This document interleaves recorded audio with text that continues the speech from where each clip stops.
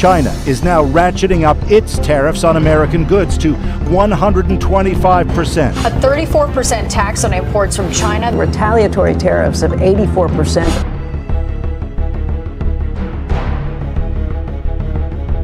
የትራምፕ ሴራና የቻይና ሩሲያን መክዳት China has responded in Donald Trump's trade war, halting orders of Boeing aircraft. የዶናልድ ትራምፕ ጉድ እንደቀጠለ ነው። ሰውየው ትራምፖኖሚክስ የሚል የዳቦ ስም የወጣለትን አዲሱን የኢኮኖሚ ሳቢያቸውን ይዘው ብቅ ብለዋል። በእርግጥ በርካታ የኢኮኖሚክስ አዋቂዎች በዚህ የትራምፕ ትራምፖኖሚክስ ላይ እየተሳለቁ ነው። የአሜሪካን ዳግም ውልደት ሕያው ያደርጋል በሚል አሜሪካ ብቻዋን በመላው ዓለም ላይ እነሆ የንግድ ጦርነት አውጃለች። ትራምፕ በኤፕሪል 2 የነጻነት ቀን ብለው ባሰሙት ዲስኩራቸው በጀመሩት የታሪፍ በትር ቀጥለውበት በ185 አካባቢ የዓለም ሀገራት ላይ ይህንኑ ታሪፍ ጥለዋል። Starting tomorrow, the United States will implement reciprocal tariffs on other nations. It's been a long time since we አሜሪካን ዳግም ባለጸጋ ያደርጋል ብለው እየተገበሩት ያለው ይኸው የታሪፍ ፖሊሲ ታዲያ በብዙዎች ዘንድ እየተተቸ ከመገኘቱም በላይ በኢኮኖሚም ለአሜሪካ ብልጽግናን ከማምጣት ይልቅ የቁልቁለት ጉዞዋን ያፋጥነዋል ባዮችን አበርክቷል። China, first row. China 67%. That's tariff. ከፔንሲልቬኒያ ዩኒቨርሲቲ የመጀመሪያ ዲግሪያቸውን በኢኮኖሚክስ ያገኙት ዶናልድ ትራምፕ እየተከተሉት ባለው ያልተለመደ አዲስ የኢኮኖሚ ፖሊሲ ምክንያት ከስማቸው ጋር በተያያዘ ትራምፖኖሚክስ ለማስባልም በቅተዋል። ግብር ከመቀነስ ጀምሮ እስከ ማቆም፣ የውጭ ሀገራት ምርት የሆኑ ቁሶችን ወደ ሀገር ለማስገባት በሀገራት ላይ ከፍተኛ ቀረጥ መጣልና ሌሎችንም የኢኮኖሚ ፖሊሲዎች ተግባራዊ እንደሚያደርግ የሚጠበቀው ይሄው ፖሊሲ በብዙዎች ዘንድ ግራ መጋባትን ፈጥሮ ይገኛል። በዘርፉ አንቱ የተባሉ ኢኮኖሚስቶች ግን ይህ የትራምፕ መንገድ ለአሜሪካ ይዞላት ከሚመጣው በረከት በላይ እሷን ቅርቃር ውስጥ እንደሚከታት አበክረው በመናገር ላይ ይገኛሉ።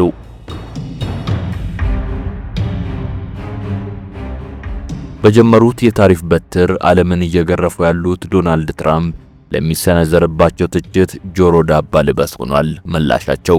በተቾቻቸው ላይ እየተሳለቁ የሚገኙት ትራምፕ ዓለም ለምን በመጀመሪያው ዙር የታሪፍ እርምጃ ይገረማል የሚሉ ነው የሚመስለው። በቅርቡ ተግባራዊ ይደረጋል የተባለው ሁለተኛው የቀረጥ ማዕበል ባተገባበሩ ከመጀመሪያው የተለየ ሲያደርገው አሜሪካ የንግድ ማዕቀብ ከጣለችባቸው ሀገራት ጋር ግብይት የሚፈጽሙ ማናቸውም ሀገራት ወደ አሜሪካ በሚልኩት ሸቀጥ ላይ ተጨማሪ ቀረጥ እንዲጣል የሚያደርግ ነው። በዚህም መሰረት አሜሪካ የንግድ ማዕቀብ ከጣለችባቸው እንደ ሩሲያ፣ ኢራንና ሰሜን ኮሪያ ካሉ ሀገራት ጋር ግብይት የሚፈጽም ሀገር የዚህ ቀረጥ ሰለባ ነው የሚሆነው። ይህ ከኢኮኖሚ በላይ ፖለቲካዊ ይዘት ያለው የቀረጥ ፖሊሲ በይበልጥ ጫናውን የሚያሳድረው በተለይም ከሩሲያ ጋር ሰፊ የንግድ ግንኙነት ያላቸውን እንደ ህንድና ቻይና ያሉ ሀገራት ላይ መሆኑ ይታወቃል። ከታች ተስፈንጥሮ ወደ ላይ እየተንደረደረ የሚገኘው የቻይና ኢኮኖሚ ዛሬ ላይ የዓለማችን ሁለተኛው ግዙፍ ኢኮኖሚ ሲሆን ጥናቶች እንደሚያሳዩት በቅርብ ዓመታት የአንደኛ ደረጃነቱን እንደሚረከብ ነው።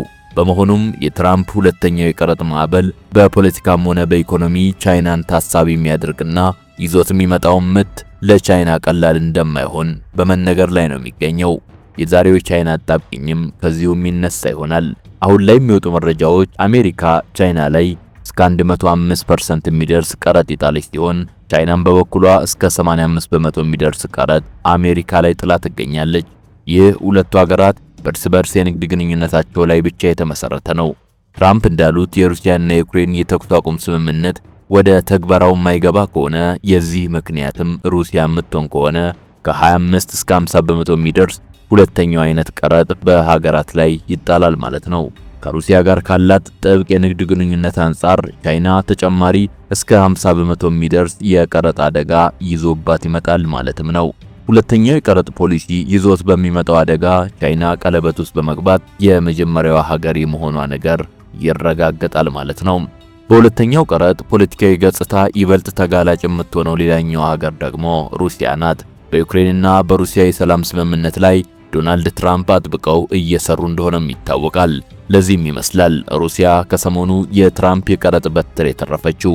ይሄ ግን ዘላቂ የሚሆነው የሰላም ስምምነቱ ወይም የተኩስ አቁሙ ተግባራዊ እስከተደረገ ድረስ እንደሆነ የብዙሃን እምነት ነው። ትራምፕም በዚሁ የተስማሙ ነው የሚመስሉት። የተኩስ አቁሙ በሩሲያ በኩል ምንም ችግር አይገጥመውም ባይ ናቸው። የድርድር አቅማቸውን ያጤኑት ፑቲን ደግሞ ፖለቲካዊ ፍላጎቶቻቸው እየጨመሩ ሄደዋል። የዩክሬኑ ፕሬዝዳንት ቮሎዲሚር ዜሌንስኪ ከስልጣን ወርደው የሽግግር መንግስት ይቋቋም እስከ ማለትም ደርሰዋል።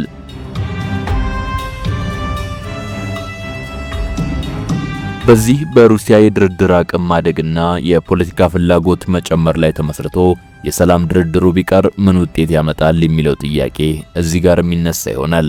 ይህ እንዳላሰጋቸው የሚናገሩት ትራምፕ በሩሲያ በኩል የሚሰራ ስህተት ኖሮ ስምምነቱ ከፈረሰ ግን እኔን አያድርገኝ ብለዋል። ለዚህም የሁለተኛውን ቀረጥ ጦር እየሰበቁ የሚገኙ ሲሆን ከዚህም በላይ ግን እጅግ አሳሳቢ የሆነ የቀረጥ ስርዓትን ተግባራዊ የሚያስደርግ ህግ እያስረቀቁ ነው የሚገኙት። At the same time, we will establish a minimum baseline tariff of 10%. You notice that on the chart? ይህ የዶናልድ ትራምፕ መንገድ ከመቼውም ጊዜ በላይ በሩሲያና ቻይና ግንኙነት ላይ ትልቅ እንቅፋት ፈጥሯል። ላለፉት ዓመታት እጅግ ስር እየሰደደ የመጣው የቻይናና የሩሲያ ግንኙነት በፖለቲካ፣ ወታደራዊ፣ ኢኮኖሚያዊና በሌሎችም ዘርፎች እጅግ የተሳሰረ ነው። ይህ ሁሉ የኢኮኖሚ ማዕቀብ የተጣለባት ሩሲያ አቅሟ ተሽበድብዶ በዩክሬን ላይ የጀመረችውን ጦርነት ታቆማለች ተብሎ ሲጠበቅ ይብላኝ ለእናንተ እንኳን ጦርነቱን አቅቶ ይላቆም የአውሮፓ የኢኮኖሚ ቁንጮም ሆኛለሁ የሚል ምላሽ ነበር ለምዕራባውያኑ የሰጠችው። ይህ የሆነው ደግሞ ከማንም በላይ በቻይና ድጋፍ ነው። እስከ 50 በመቶ የሚደርስ የሩሲያን ነዳጅ የምትገዛው ቻይና የራሷን የኃይል ፍላጎት ከማሟላት በላይ ለሩሲያ ትልቅ የኢኮኖሚ አቅምን ፈጥራላታለች። በዚህ ብቻ ያልተገደበችው ቻይና በጦርነቱ ላይ የሚውሉ ግብአቶችን ለሩሲያ ታቀብልም ነበር። ይህ የሞቀ ወዳጅነት ነው ዛሬ ላይ እንቅፋት የገጠመው። ዶናልድ ትራምፕም ይህን ግንኙነት ነው ለአንዴና ለመጨረሻ ጊዜ አወድመዋለሁ እያሉ የሚፎክሩት። በዛሬው የሳሎን ቲዩብ ጥንቅራችን በቻይናና ሩሲያ መካከል ምን ተፈጠረ? ምክንያቱስ ምንድነው? ሺ ጂንፒንግ በዶናልድ ትራምፕ ወጥመድ ወድቀው ሩሲያን ይክዷታል ወይንስ የሰከነና በጥበብ የተሞላ ዘዴያቸውን ተጠቅመው ከወጥመዱ ያመልጣሉ፣ ከሩሲያስ ጎን ይቆማሉ የሚለውን ጉዳይ በስፋት የምንመለከት ይሆናል። አዘጋጁ ያዕቆብ ይስሐቅ ነው። አብራችሁን ቆዩ።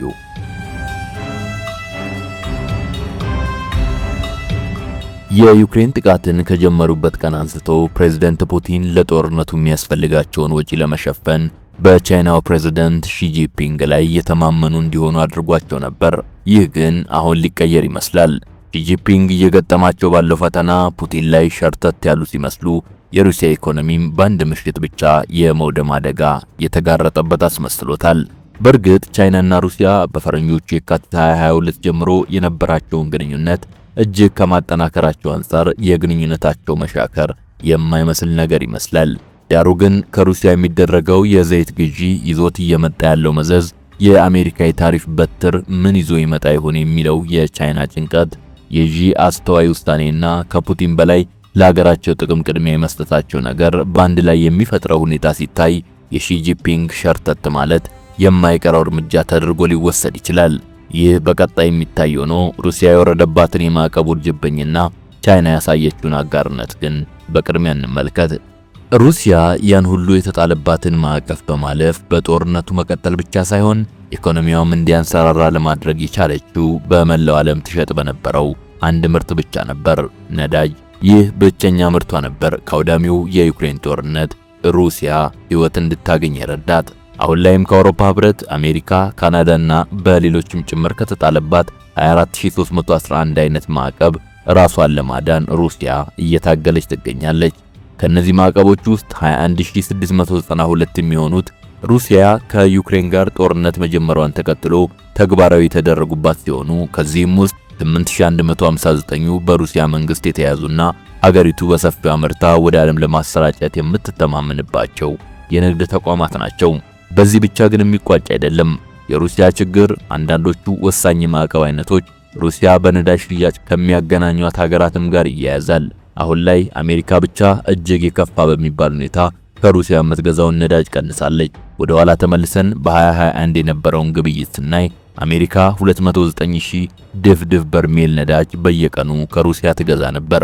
ይህ ብቻም አይደለም፣ እንደ ዲዝልና ጋዞሊያን ያሉ የተጣሩ የነዳጅ ምርቶችን በቀን እስከ 500,000 በርሜል ትገዛም ነበር። ዛሬ ላይ ግን እነኚህ ሽያጮች እጅጉን ቀንሰዋል። ለአብነትም በኦክቶበር 2023 ሙሉውን ወር አሜሪካ ከሩሲያ 36800 በርሜል ነዳጅ ብቻ ነበር ያስገባችው። በዚያው ዓመት ኖቬምበር ደግሞ ከመቼውም ጊዜ በላይ በወረደ መልኩ 9900 በርሜል ነዳጅ ብቻ ነበር ግዢ የፈጸመችው። አሜሪካ ከምዕራብ አጋሮቿ ጋር በመስማማት ባቀረበችው በእያንዳንዱ የሩሲያ በርሜል ነዳጅ በ$60 ብቻ የተገደበ ዋጋ ሩሲያ ውድ ከሆነው ዋነኛ የተፈጥሮ ሀብቷ የምታገኘውን ገቢ በጣም አሽቆልቁሎታል። በዚህ ሁሉ ማዕቀብና ጫና ውስጥ ሆኖም ቢሆን ግን የሩሲያ የነዳጅ ኢንዱስትሪ ባለጸጋ ሆኖ ይገኛል።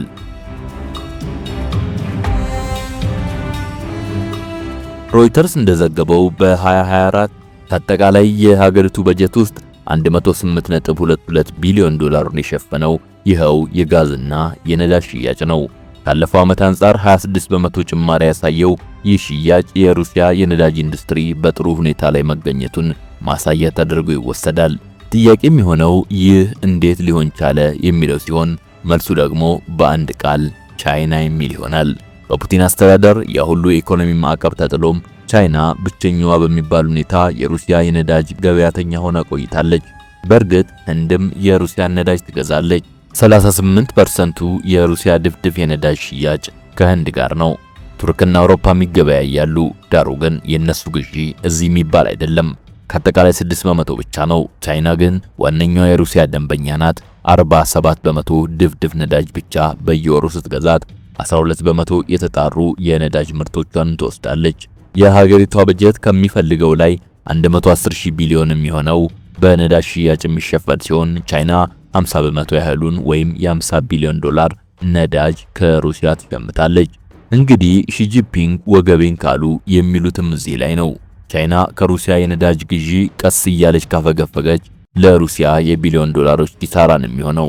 ይህ ምናልባትም የሩሲያን ኢኮኖሚ እንጥስ ሊያደርገው ይችላል። ግን ምን ተፈጥሮ ይሆናል? በደብሊን ዩኒቨርሲቲ የዓለም አቀፍ ፖለቲካ ፕሮፌሰር የሆኑት ሉቃስ እንደሚሉት ቻይና የሩሲያን ነዳጅ ከመግዛት ልትቆጠብ ትችላለች። ለምን? በባይደን አስተዳደር ወቅት በተጣለ ኢኮኖሚ ማዕቀብ ምክንያት ይህን ልታደርግ መቻሏ ነው። በአደባባይ የሚያወሩት ዘላለማዊ ወዳጅነት ቢሆንም በኢኮኖሚያዊ ግንኙነት ግን ሩሲያ ላይ እየነገሱባት ይመስላል ይላሉ። ሲቀጥሉም ቻይና አሁን በሩሲያ ላይ እያደረገች ያለችው ቀስ ብሎ ነገሮችን መመልከትን ነው ይላሉ። በባይደን አስተዳደር በተወሰዱት ማዕቀቦች ላለፉት 5 ዓመታት ከሩሲያ ጋር ያላትን ግንኙነት ብታቀዘቅዝም አሁን ድረስ ግን ቻይና የሩሲያ ዋነኛ የነዳጅ ተጠቃሚ ናት። ሺጂፒንግ አሁን ላይ የበለጠ ቀዝቀዝ የማድረግ ሁኔታም እየታየባቸው ይገኛል። አብዛኞቹ የቻይና መንግስት ንግዶች ጠንከር ባለ ሁኔታ ከሩሲያ ነዳጅ ጋር እየተፋቱ ይመስላል። ሮይተርስ በማርች 14 እንደዘገበው ብዙዎች የቻይና ተቋማት ከሩሲያ የሚደረገው የነዳጅ ግዢ ላይ ገሸሽ እያሉ ይገኛሉ ያለ ሲሆን ዲኖቴክና ዚሄኑ የተባሉ ሁለቱ የቻይና ዋነኛ ነዳጅ ሸማቾች በዚሁ ማርች ወር ምንም አይነት ነዳጅ ከሩሲያ አልሸመቱም ብሏል። በተጨማሪም የቻይና ብሔራዊ ነዳጅ ኮርፖሬሽን እና ፔትሮ ቻይና የተባሉ ሌሎች ዋነኛ የዘይት አስመጪዎች በከፍተኛ ሁኔታ የወሩ ግዢያቸው ቀንሷል በማለት ሮይተርስ ዘግቧል።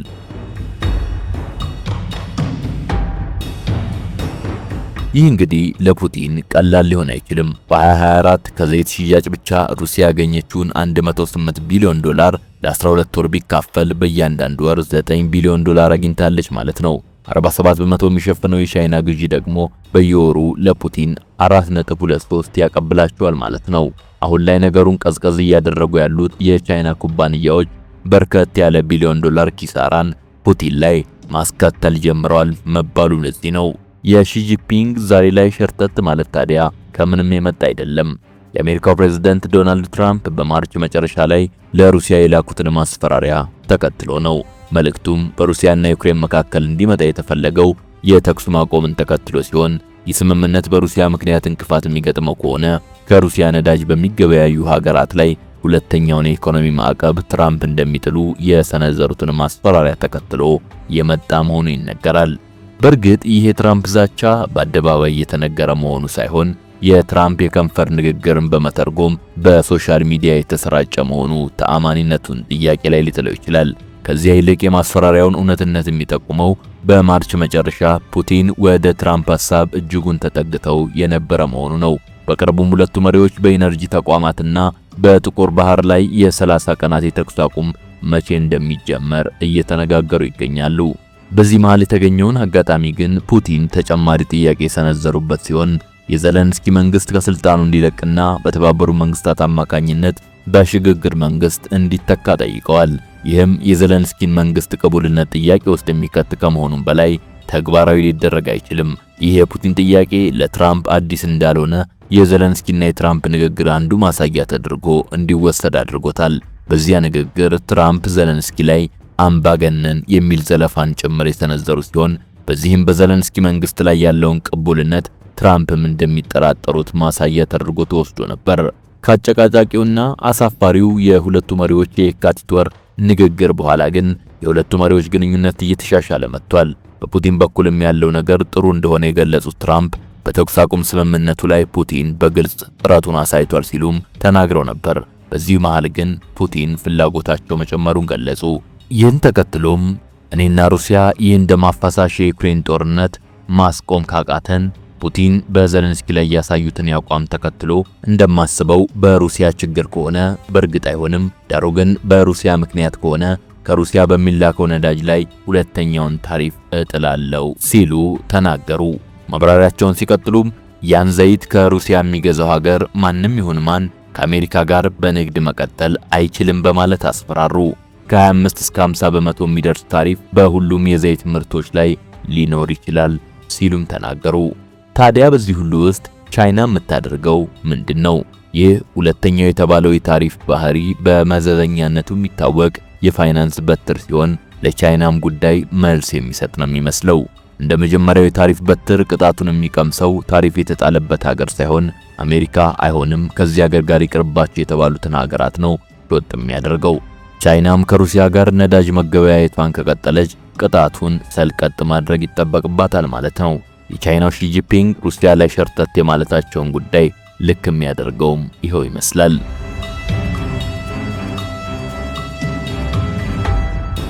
ይህም ሆኖ ግን ቻይናን ይበልጥ እያሳሰባት ያለው ሁለተኛው አይነት ታሪፍ ላይሆን ይችላል። ቻይኖች ይህን ስጋት እያሰቡበት ያለው ሰሞኑን ትራምፕ ከጣሉባቸው 54 በመቶ ታሪፍ ጋር ይመስላል።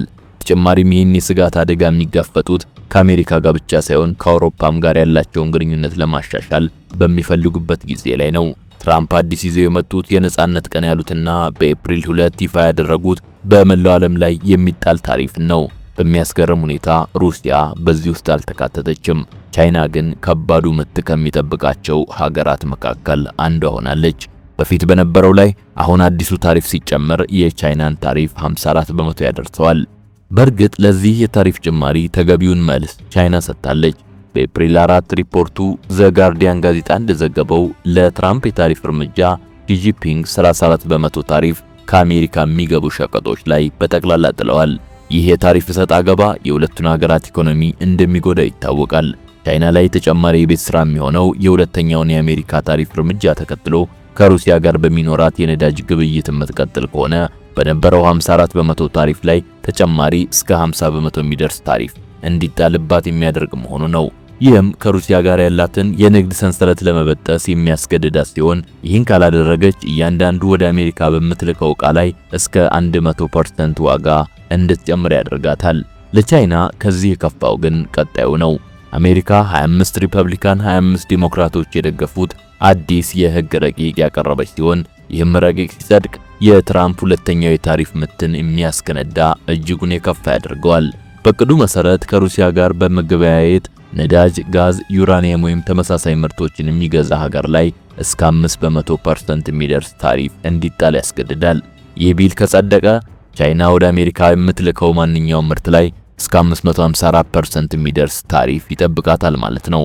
ሁለቱ ሀገራት የገቡበት የንግድ ጦርነት እንዳለ ቢሆንም አሜሪካ አሁንም ለቻይና ዋና የንግድ አጋሯ ናት።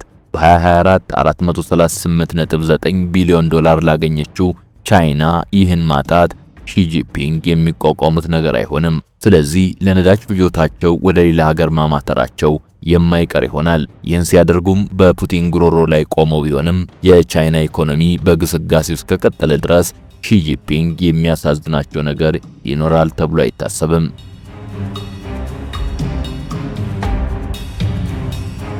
በሩሲያና ዩክሬን ጦርነት ቻይና በግልጽ ከሩሲያ ጋር መቆሟን አላሳየችም። መጫወቻ ካርዷ የቻይና ጥቅም ድረስ የሆነውም ለዚህ ነው። እዚህ ጋር ብዙዎች ቻይና ሙሉ በሙሉ ከሩሲያ ጎን ተሰልፋ እየረዳች እንደሆነ ይጠቅሳሉ። ሌሎች ደግሞ ቻይና ፑቲን ከዩክሬን ጋር ጦርነት ከመጀመሩ ጊዜ አንስቶ በሀገራቱ መካከል በተደረገው የስትራቴጂክ ግንኙነት ቻይና ሩሲያን በመርዳት ቀጥላለች ይላሉ። የፑቲንን ጥቃት በመደገፍም በተዘዋዋሪ መንገድ መርዳቷ ይገለጻል። በግንቦት 2024 በግልጽ ያልሆነው ነገር ሩሲያ ዩክሬን እንድታጠቃ ግልጽ ወታደራዊ ድጋፍ አለማድረጓ ብቻ ነው።